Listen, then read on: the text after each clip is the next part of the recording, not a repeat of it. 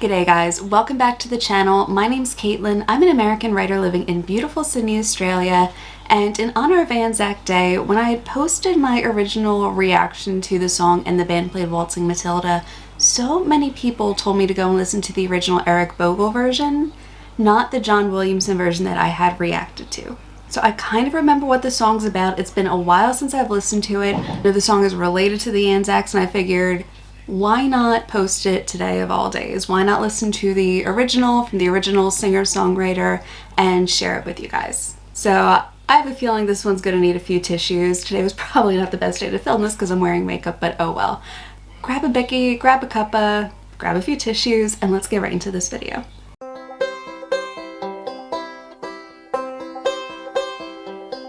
Now when I was a young man, I carried me pack, and I lived the free life of the rover. From the Murray's green basin to the dusty outback, well, I waltzed my Matilda all over. Ooh, the real life pictures are always going to hit you right where it hurts. Like, obviously American born and raised, I have no blood related family in Australia. But even just those pictures remind me so much of pictures that I've seen of my family in World War II. I had great uncles who served in the American Navy during World War II. Unfortunately, don't quite know what happened by the time I was old enough to think of asking. The only person who had any family history and remembrance had pretty moderate dementia at the time and got severe and unfortunately passed away. But something about seeing those kinds of old school pictures, it always brings up memories of people you know. I feel like that immediately is going to start tugging at heartstrings. Then in 1915, my country said, son, it's time you stop rambling, there's work to be done. So they gave me a tin hat and they gave me a gun, and they marched me away to the war. And the band played Waltzing Matilda as the ship pulled away from the quay.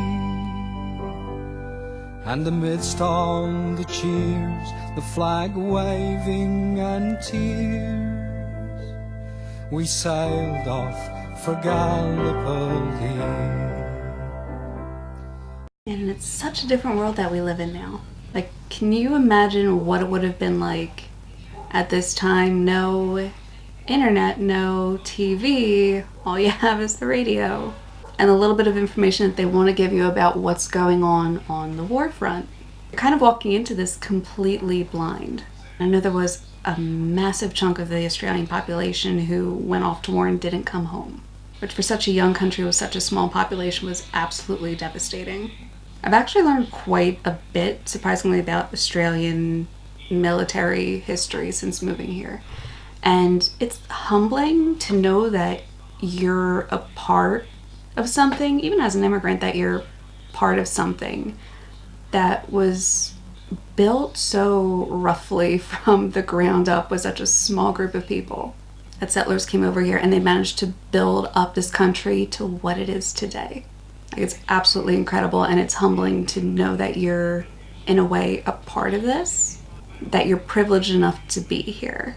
And how well I remember that terrible day, how our blood stained the sand and the water, and of how in that hell that they called Suvla Bay, we were butchered like lambs at the slaughter. Johnny Turkey was waiting, he'd primed himself well. He showered us with bullets and he rained us with shell, and in 5 minutes flat he'd blown us all to hell. Nearly blew us right back to Australia. But the band played Waltzing Matilda when we stopped to bury our were slain. We buried ours, and the Turks buried theirs. Then we started all over again. I thought I'd get to the end without crying because I've heard this song before. Oof. Like, it's the pictures that get you. Because they're real, they're not photoshopped. Those are people who never made it home. Like, the lyrics make it haunting. I feel like no matter who you are, no matter where you're from, seeing pictures like that is going to break your heart. I'm like not even halfway through the song. Come on. All right. Let's pull it together. Let's keep going.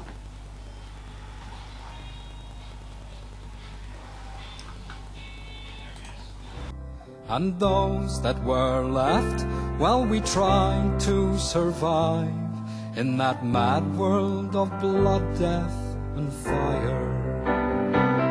And for 10 weary weeks I kept myself alive, though around me the corpses piled higher. Then a big Turkish shell knocked me arse overhead, and when I woke up in me hospital bed and saw what it had done, well, I wished I was dead. Never knew there was worse things than dying. For I'll go no more waltzing Matilda, all around the green bush far and free. To hum tent and pegs, a man needs both legs. No more waltzing Matilda for me. So they gathered the crippled, the wounded, the maimed, and they shipped us back home to Australia. The legless, the armless, the blind, the insane, those proud wounded heroes of Suvla. Mixing modern day, I guess it be considered modern day. This video was posted 16 years ago. Oh my god. Like, this was posted in 2008. It's just mind-blowing. Yeah, pulling in modern pictures like this, it does really ring a bell that there are still people who have to deal with the same kinds of trauma to a certain extent that people had to deal with back in 1916, and honestly every major war before and after that. Like, it's humbling and it hurts to watch. It's almost funny how many people I've met in the Australian Army since I moved over here. Not only was Mark's grandfather in the Army back in World War II, but I have a good friend of mine who's actually an officer in the Army here, and we actually have a couple friends who are retired from the Army. Granted, they served a couple decades ago, I think now. One of them, I think, started like before I was born. But there's so much pride when they talk about what they do or what they did for veterans.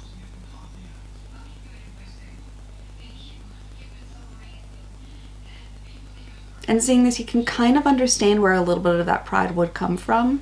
It's a little bit like carrying on a tradition. And obviously, speaking as a civilian here, it seems like tradition is more rooted in the Defense Force here than tradition is in the US military. They do it for either more patriotic or typically the vast majority of the time for more economic reasons. Like, the tradition behind everything isn't really a selling point. Talking as a civilian here, just talking about people over in the States who I knew who were in the Defense Force, people here I knew who were in the Australian Army. And as our ship pulled into Circular Quay, I looked at the place where me legs used to be, and thank Christ there was nobody waiting for me to grieve, to mourn and to pity.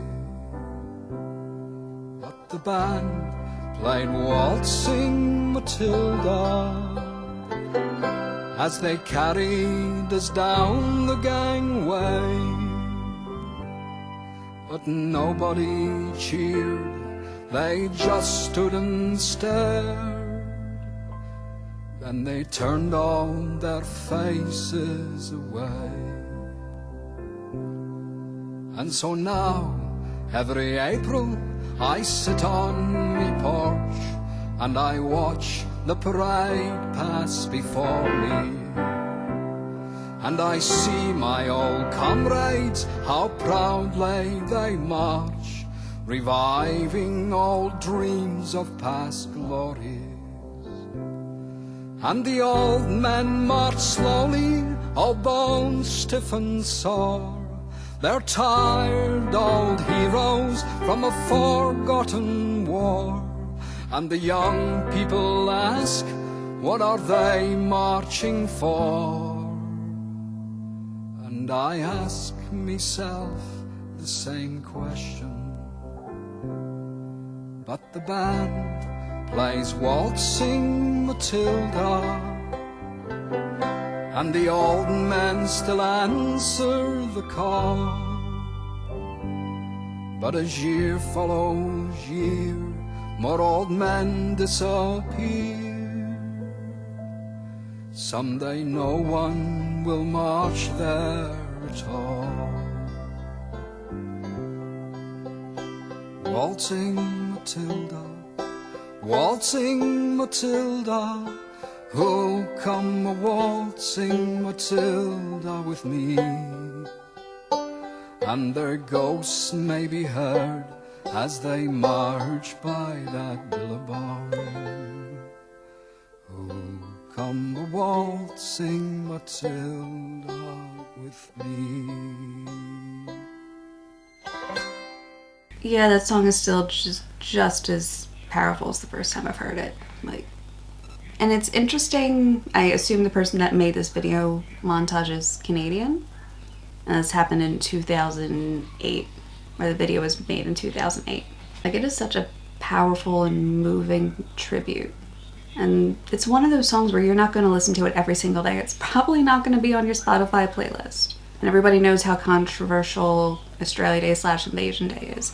I feel like ANZAC Day is honestly the only day that I've seen where you can actually celebrate Australia's history without it being controversial, without it being problematic. It is a very emotional day full of highs and lows for a lot of people. So yeah, I know some people like to be political, and we're not going to be political in this video. This is honestly just an appreciation video, an emotional video. I feel like anytime I do these war songs, I always get emotional. But thank you guys in the comments who had recommended that I listen to the original Eric Bogle version. Thank you guys for watching, and as always, every year, April 25th, lest we forget.